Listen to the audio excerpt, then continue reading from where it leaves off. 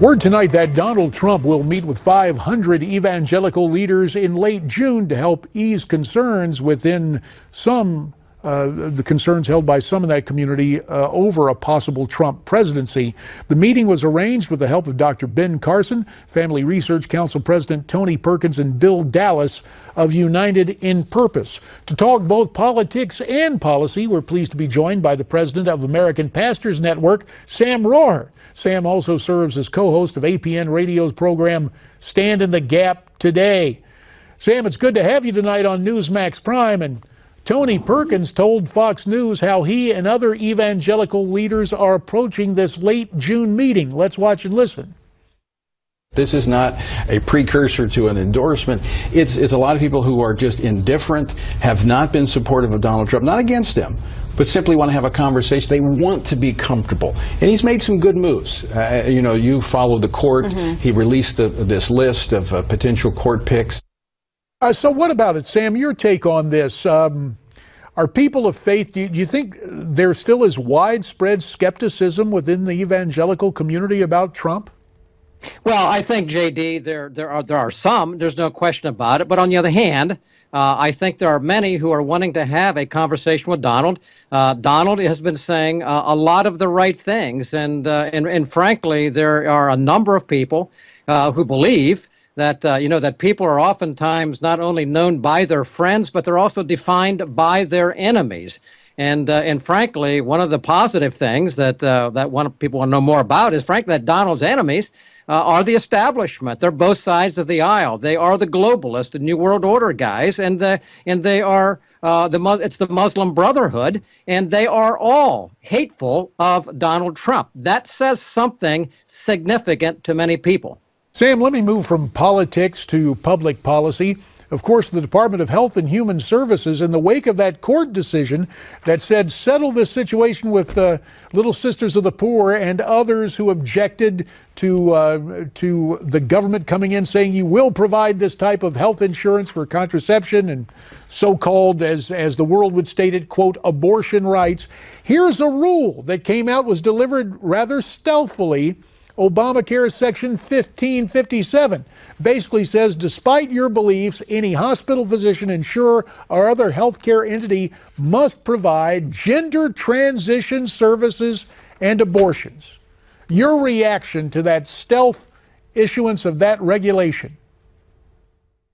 Well, JR, I mean, there's nothing, the thing about it, it's unconstitutional. There is no authority constitutional. Matter of fact, he's denied constitutional, he's prohibited by it. There's no statutory compelling for the president to do it. He frankly has no executive power to do what he's doing. It flies in the face of moral law. It flies in the face of natural law. And therefore, it creates confusion. It creates division among the American people. And it's a very, very, I think, precise and exact effort to divide the American people along not just moral lines, but even natural lines. So this is an egregious action, and it needs to be opposed by literally everyone in this country who understands even anything about the Constitution or anything about moral law.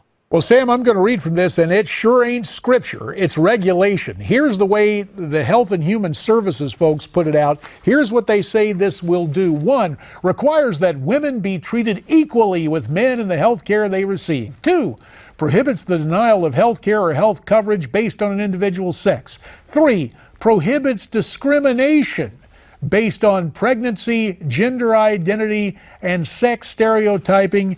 Number 4, requires health programs and activities to treat individuals consistent with their gender identity. So that's the way they've tried to put it into the press releases and the regulationese, if you will. But the bottom line concern is what? Further erosion of First Amendment rights? Oh, First Amendment rights, constitutional rights, moral law. And frankly, I read the regulations, and they actually define gender identity, because everything's in the definition, as you know, JD. But they say this: gender identity means an individual's, get this, internal sense of gender. one's internal sense of gender. That is so broad. That is so vague. Frankly, I had a meeting today with a lot of people here in Pennsylvania. In schools in Pennsylvania, we are being told by students that they are actually, it's a big deal. It's cool, as they say. It's cool to say, hey, I'm something of the opposite sex today, and I have permission to do so. This definition, JD, is going to create more than confusion, and that's exactly, I think. I don't think this administration and the president wants to clarify anything. I think he wants to divide, which has been his nature since his days as an organizer, a community organizer back in Chicago. And community organizer, just a nice way to say street agitator. Sam Rohrer of the American Pastors Network. Pastor Sam, we appreciate your time. After such a heavy subject, let's lighten it up a little bit on this Monday night. First, to a producer, to a video our producer found on the internet. It's kind of interesting. It would imagine an exchange between Jackie Gleason and Donald Trump on the honeymooners. Take a look at this. As far as temperament, I think I have a great temperament. I built a phenomenal business with incredible, iconic assets. I've had tremendous success with #1 bestsellers all over the place and everything else I've done. But I will tell you this, what I am far and away greater than an entertainer is a businessman, and believe me, my temperament is very good, very calm. You are a blabbermouth!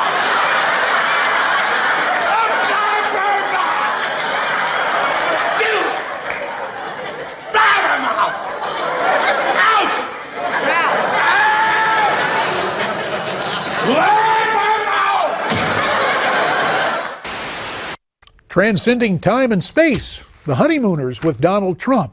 Now, for the other side of the aisle, the Democrats, Saturday Night Live with a sketch this weekend between Hillary Clinton and Bernie Sanders at the bar. Check it out. Well, bartender, I've done it. I've won the nomination.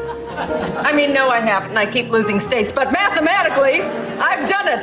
To math. All right, I think I'm gonna head home. Don't you work too late now. Oh, I won't, Mrs. Clinton. I'm actually closing up the bar right now, so everybody's got to go. That means you too, sir. No freaking way! I'm not going anywhere. I can stay here as long as I want. Senator Sanders, I'm sorry, but the night is over. No, it's not over. It's not over till I say it's over. Oh, hello, Bernie. I didn't see you sitting behind me. So far behind me, you can never catch him. Well, Bernie, no matter what happens, you got to admit, we've had some good times, you and I. Yeah, it's true. Remember when I told everyone to stop talking about your damn emails? What a schmuck!